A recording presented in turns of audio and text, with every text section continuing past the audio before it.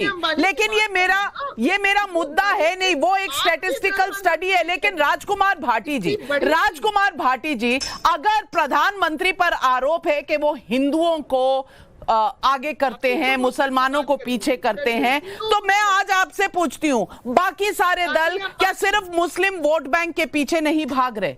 अगर नहीं है ऐसा तो प्रूव करिए ना मुझे। सबके मैनिफेस्टो आपके सामने है, सबके वक्तव्य आपके सामने है, और आज जो रिपोर्ट आई है, रिपोर्ट भी बता रही है कि शेयर पॉपुलेशन में जो है वो मुसलमानों का बढ़ा है, और अगर बढ़ा है 9% से आप 14% के पार हो चुके हैं, तो ये आज मुसलमान डरा क्यों हुआ है? ये नैरेटिव कौन सेट कर रहा है? देखिए, ना तो माननीय मोदी जी हिंदुओं को आगे बढ़ाते हैं, ये पता नहीं किसने कहा है, आपने कहा है, हमने तो नहीं कहा, हमारी तरफ से किसी ने नहीं कहा। हिंदुओं को उल्लू बनाते हैं, हिंदुओं को मूर्ख बनाते हैं, हिंदुओं को बरगलाते हैं, हिंदुओं को बहकाते हैं, हिंदुओं से झूठे वादे करते हैं, झूठे परसेप्शन परोसते हैं। अगर वो हिंदुओं को आगे बढ़ाते तो देश कुछ तो आगे बढ़ता। ना मुसलमान डरा हुआ है, ये भी कहना गलत है। ये जानबूझ के दो बातें परोसी जा रही हैं, जैसा कि हर्षवर्धन त्रिपाठी जी ने कहा और आप भी दोहरा रही हैं कि मोदी जी को हिंदुओं के वोट चाहिए, कांग्रेस को मुसलमान के वोट चाहिए।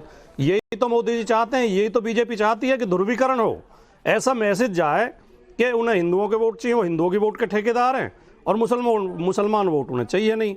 ये बहुत खतरनाक खेल है। जब चुनाव शुरू नहीं हुए थे तो माननीय मोदी जी अपने 10 साल के शासन की बड़ी शानदार उपलब्धियां बताते थे। गरीबी दूर कर दी, लोगों को गरीबी से निकाल दिया, शौचालय बना दिए, इकोनॉमी बढ़ा दी, पता नहीं क्या क्या करते थे। लेकिन जिस दिन से भारत में लोकसभा का चुनाव प्रारंभ हुआ है, मोदी जी सिवाय ध्रुवीकरण के, सिवाय सांप्रदायिकता के, सिवाय हिंदू मुस्लिम को लड़ाने के सिवाय कुछ नहीं कह रहे हैं। पहले तो कहा कांग्रेस का घोषणा पत्र मुस्लिम लीग के दफ्तर में तैयार हुआ, जो कि बेबुनियाद बात को कुतर्क, उसका इससे बड़ा कुतर्क हो नहीं सकता। फिर कहने लगे कि ये आपका प्रॉपर्टी छीन के मुसलमानों में बांट देंगे, ये आपकी भैंस ले जाएंगे, आपके मंगलसूत्र ले जाएंगे, और अब इस स्तर पे उतर आए हैं कि कह रहे हैं अडानी और अंबानी ने काला धन टेम्पो में भर भर के राहुल गांधी के घर भेज दिया। देश के प्रधानमंत्री को अगर ये जानकारी है कि किसी उद्योगपति के पास, किसी पूंजीपति के पास काला धन है और वो कैश में टेम्पो में भर के भेजा जा रहा है, तो कहाँ गई इस देश की वो ईडी, इनकम टैक्स और सीबीआई कहाँ गई जो विपक्ष के नेताओं पर तुरंत दौड़ पड़ती है? जरा सा पता लगती। जवाब दीजिए प्रेम शुक्ला जी।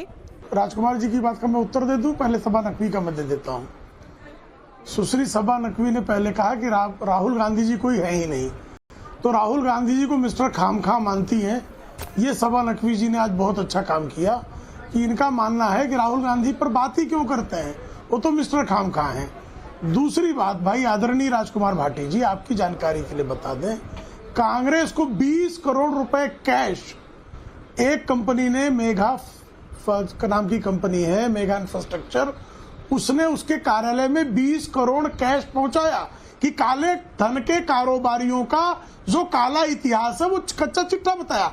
आदरणीय मोदी जी ने कल कहा कि आप अडानी अंबानी पे क्यों नहीं बोले, क्या बोरियां पहुंच गई है, ये प्रश्न पूछा उन्होंने, क्योंकि जिससे बोरियां ले लेते हैं उसके बारे में चुप्पी साध लेते हैं।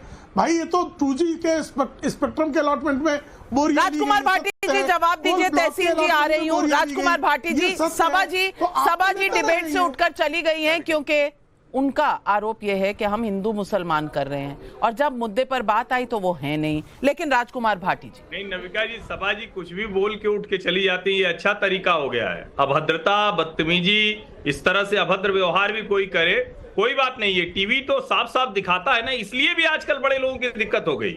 अच्छा है, ये दिखना चाहिए। माननीय मोदी जी ने प्रश्न नहीं पूछा है, जैसा कि शुक्ला जी कह रहे हैं। माननीय मोदी जी ने तर्क दिया, ये तथ्य बताया है। आज मोदी जी खुद ये प्रमाण दे रहे हैं, ये सबूत दे रहे हैं कि उनके दावे खोखले थे, हवा हवाई थे। काला धन देश में है और इतनी भारी संख्या में है कि टेम्पो भर भर के जा रहे हैं, और मोदी जी की सरकार चुप बैठी है, मोदी जी देश के प्रधानमंत्री की जानकारी में होते हुए। लेकिन पब्लिक आज पूछ रही है सवाल। विशाल सिंह का बलिया उत्तर प्रदेश से सवाल है। 80 सीटों वाले यूपी में इंडी गठबंधन दावे तो बहुत बड़े बड़े कर रहा है, लेकिन राहुल गांधी ने यहां ग्राउंड पर कितनी ताकत झोंकी है? जितेंद्र का प्रयागराज से सवाल है, चुनाव मतलब परसेप्शन की लड़ाई। क्या इन 3 चरणों के बाद भी कांग्रेस पार्टी और विपक्ष पीएम मोदी के 400 पार की काट निकाल पाया है? जवाब दीजिए तहसीन पूनावाला।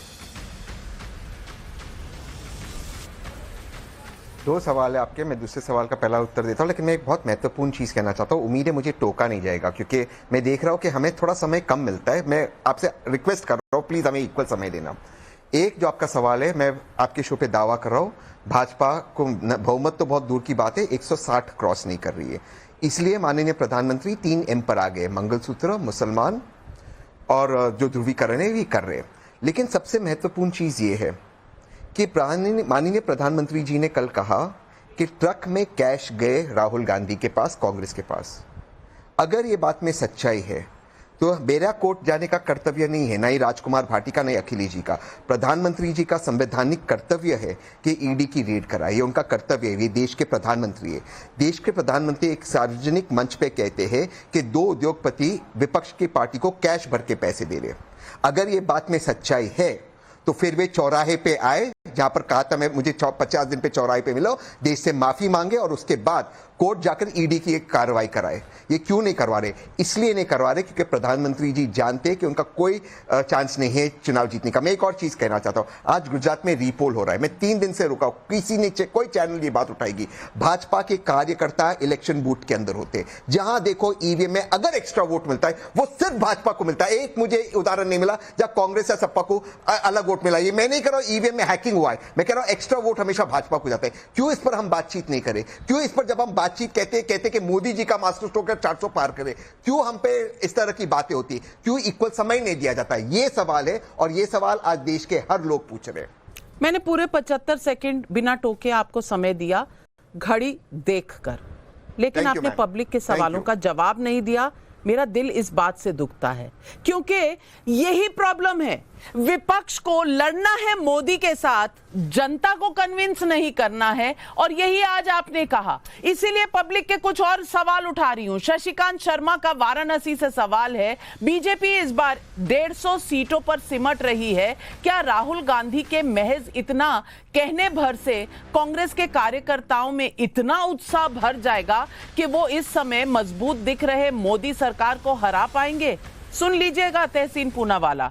और गौरव सेंगर का नोएडा से सवाल है, चुनाव में एक बड़े जन समूह तक अपनी बात पहुंचाने का जरिया होता है इंटरव्यू। अखबार और टीवी मिलाकर मोदी जी करीब 24 इंटरव्यू दे चुके हैं, वहीं इसकी तुलना में राहुल गांधी हैं कहां? ये वही कांग्रेस है और वही राहुल गांधी पर सवाल उठाते हैं जो मीडिया के नाम पर आए दिन मोदी पर सवाल उठाते हैं। आज वो खुद कहां हैं? जनार्दन का जयपुर से सवाल है, ग्राउंड के साथ सोशल मीडिया पर भी बीजेपी की जो प्रेजेंस है, क्या उसे राहुल गांधी टक्कर देने की स्थिति में है? भावना मुंबई से सवाल, अभी तक राहुल गांधी और कांग्रेस पार्टी जिस पिच पर